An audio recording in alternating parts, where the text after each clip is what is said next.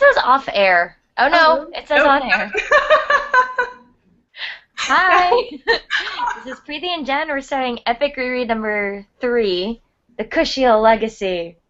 So this is our attempt at a vlog recap of the whole, well, not the whole series, the 3 books that Phaedra is in, because I think that's where our reread is, theoretically, it's going to be just those 3 books.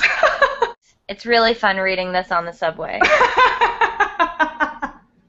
So I accidentally finished the first book before we started our recap.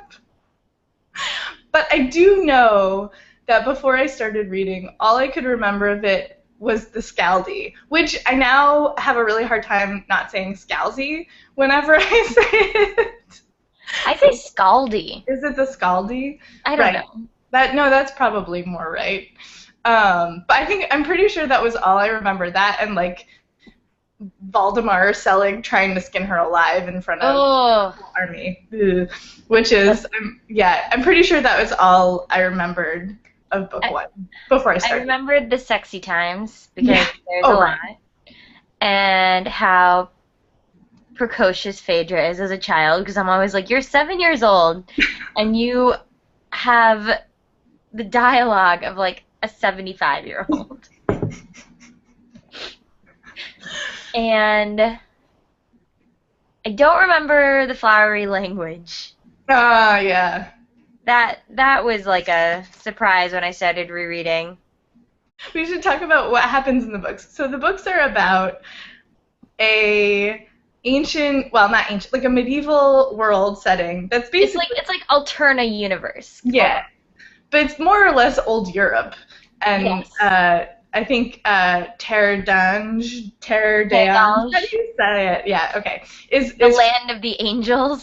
That's right. It's basically France, with like divinity thrown into the mix. So there's these gods, and they give their descendants powers, which are like being incredibly beautiful. Yeah. Oh yeah. Like, everybody's gorgeous. Painfully beautiful. Yes. And the main character, Phaedra, is a descendant of Kushiel, and she's got like a weird dot in her eye, and it marks scarlet mote. The mote, that's right. And it marks her as this thing called an anguisette, which is basically she likes getting hurt in the sexy times, and that's her superpower. Right?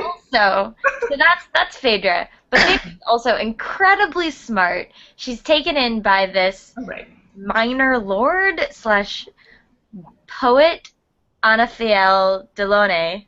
I can't say any of these names. No. When she's 10, because he finds out that she has those powers, and he trains her to be a spy. Yeah, that's right. So she like gets hired to practice her skills and finds out in the process all these secrets, and uncovers this big crazy plot. And we're laughing, but it gets very sad and it gets very scary. I liked it because when I first started reading them, because I read this piece on Salon.com about how great they were and how they're sexy but also all about the political intrigue, which is the rhetoric that people use when they talk about Game of Thrones too. Like it's about the zombies, but it's also all about the politics. But I read these first and liked them way better. Yes. Well, they're very feminine. They're very feminine and feminist, and Phaedra is a badass. She's totally amazing. So the second one. We should mention it's been a few years since we've read. Yes. Been a few years. Yeah, and so the second one, I looked up the description online, and it says they go to Tiberium, and I don't remember that happening at all. What? I know I read it. And then the third one I remember very well because it is so fucked up. The third one I totally remember. Yeah, because it's horrifying. And this is what we were talking about over G-Chat the other day, is like, how much do we remember that's not the super horrifying stuff? Yeah, because there's this... The answer is nothing. There's a very, very terrible thing that happens in the third book that is just like... just a lot happens in this series. A lot. And it's all really great. And it's all really great. And I'm really glad we're rereading them. Yes.